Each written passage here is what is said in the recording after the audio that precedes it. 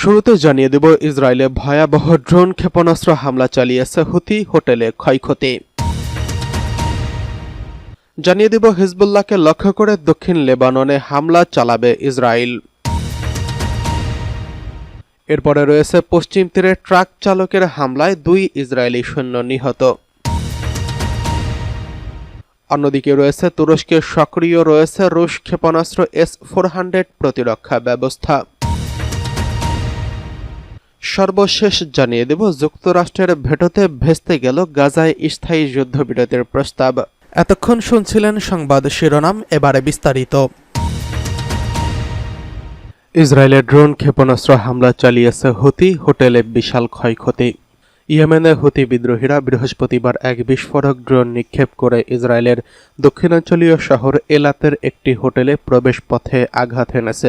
এতে ক্ষয়ক্ষতি হলেও কেউ হতাহত হয়নি। বৃহস্পতিবার 18 সেপ্টেম্বর এক প্রতিবেদনে এই খবর জানিয়েছে বার্তা সংস্থা রয়টার্স। প্রথমে আঘাতের 1 ঘণ্টা পর আরেকটি ড্রোন আটকায় ইসরায়েলি প্রতিরক্ষা বাহিনী IDF। পরে সন্ধ্যায় হুতিরা ইসরায়েলি কেন্দ্রীয় অংশের দিকে একটি ব্যালিস্টিক ক্ষেপণাস্ত্র ছোড়ে। এতে তেল আভিভ, জেরুজালেম সহ বহু শহরে সাইরেন বাজতে থাকে। তবে ক্ষেপণাস্ত্রটি ইসরায়েলি বিমান প্রতিরক্ষা ব্যবস্থায় ধ্বংস হয়। পুলিশ জানিয়েছে, বিস্ফোরণের স্থানে বোমা নিষ্ক্রিয়কারী বিশেষজ্ঞরা কাজ করছেন এবং ধ্বংসাবশেষ সরানো হচ্ছে। IDF বলছে, এই ড্রোনটি প্রতিরক্ষা ব্যবস্থায় আটকানো সম্ভব না হওয়ায় তদন্ত কাজ চলছে। দৃশ্যমান ফুটেজে দেখা গেছে, আঘাতের পর হোটেলের বাইরে আগুন ছড়িয়ে পড়ে এবং উদ্ধার কর্মীরা তা নেভাতে ব্যস্ত ছিলেন। হুতিদের দাবি, তেল আভিভে তারা একটি সংবেদনশীল সামরিক লক্ষ্যবস্তুতে ব্যালিস্টিক ক্ষেপণাস্ত্র ছুড়েছে। এছাড়া এলাতে লক্ষ্য করে 3টি এবং বেয়ারশেভার লক্ষ্য করে আরেকটি ড্রোন পাঠানো হয়েছিল বলে দাবি করেছে তারা। এর কিছু ড্রোন ইসরায়েলে পৌঁছানোর আগেই ভূপাতিত করা হয়েছে বলে ধারণা করা হচ্ছে। গত মার্চ মাস থেকে গাজায় হামাস বিরোধী অভিযান পুনরায় শুরু করার পর থেকে হুতিরা অন্তত 87টি ব্যালিস্টিক ক্ষেপণাস্ত্র এবং 40টিরও বেশি ড্রোন নিক্ষেপ করেছে ইসরায়েলের দিকে। এলাত এরই মধ্যে বহুবার হুতিদের হামলার লক্ষ্যবস্তু হয়েছে। চলতি মাসের শুরুতে এক ড্রোন শহরের রামন বিমানবন্দরে আঘাত হানে। এতে ক্ষয়ক্ষতি হয় এবং একজন সামান্য আহত হয়েছেন।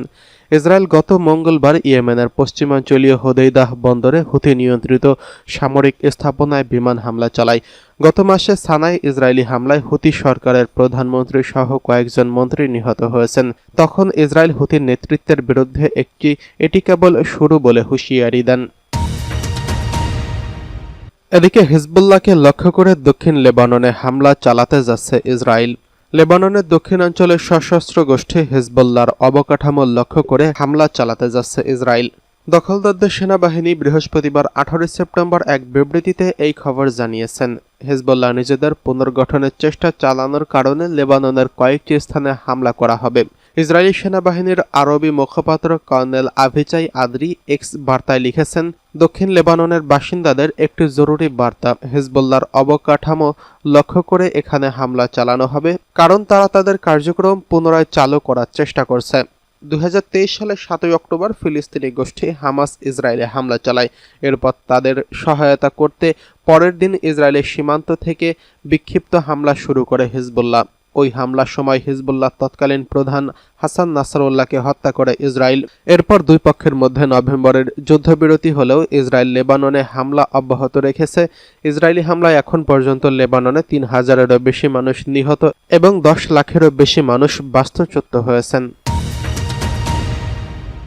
এদিকে পশ্চিম তীরে ট্রাক চালকের হামলায় 2 জন ইসরায়েলি সৈন্য নিহত।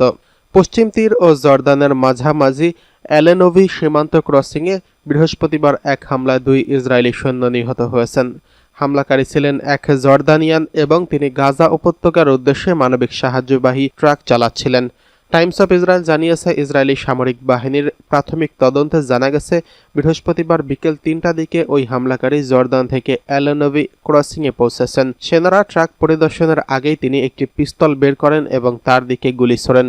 পরে অস্ত্র জ্যাম হয়ে গেলে ট্রাক থেকে নেমে 2 সৈন্যকে উপর্যুপরি ছুরিকাঘাত করেন। এ সময় নিরাপত্তারক্ষীরা গুলি চালিয়ে তাকে ঘটনাস্থলেই হত্যা করেন। 2 জন সেনার একজন হলেন লেফটেন্যান্ট কর্নেল ইতজাগ হারস, তিনি জেরুজালেমের বাসিন্দা এবং সিভিল অ্যাডমিনিস্ট্রেশন রিজার্ভিস্ট।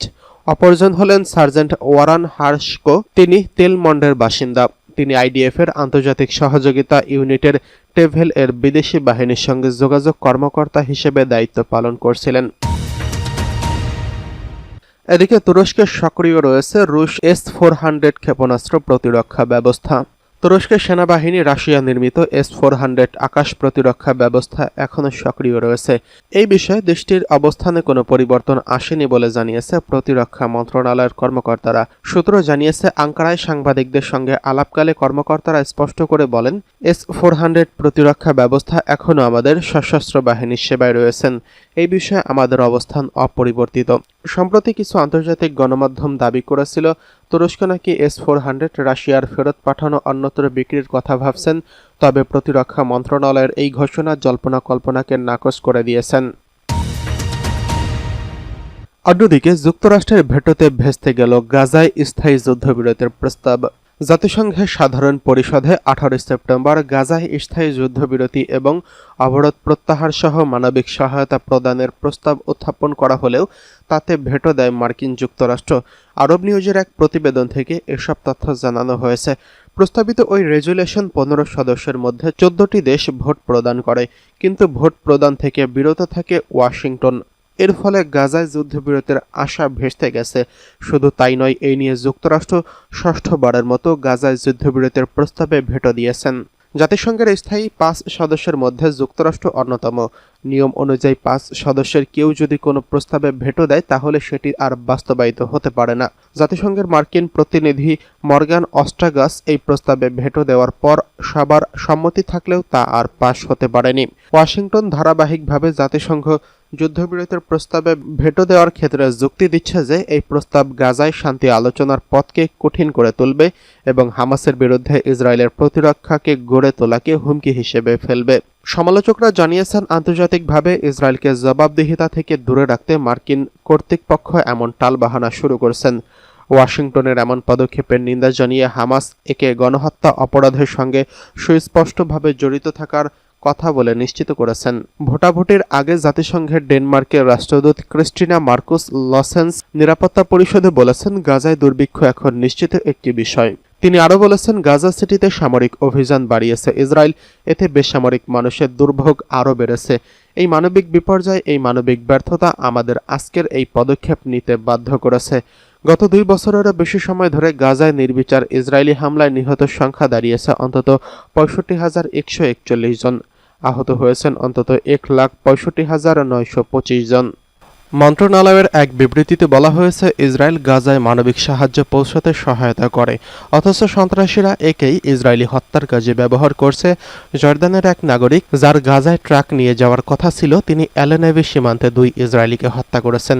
এটি জর্দানের চলমান ঘৃণামূলক উস্কানির ফল, যা হামাসের মিথ্যাচার প্রচারণার প্রতিদ্বন্দ্বী। এদিকে জর্দান সরকারের মুখপাত্র মোহাম্মদ আল মোনানি বলেছেন, তারা সীমান্তে ঘটে যাওয়া ঘটনার খোঁজ খবর রাখছেন। পরে জর্দানের পররাষ্ট্র মন্ত্রণালয় এক বিবৃতিতে জানিয়েছেন, নিরাপত্তা বাহিনী ইসরায়েলি সেনাদের উপর গুলির ঘটনা নিয়ে তদন্ত শুরু করেছেন।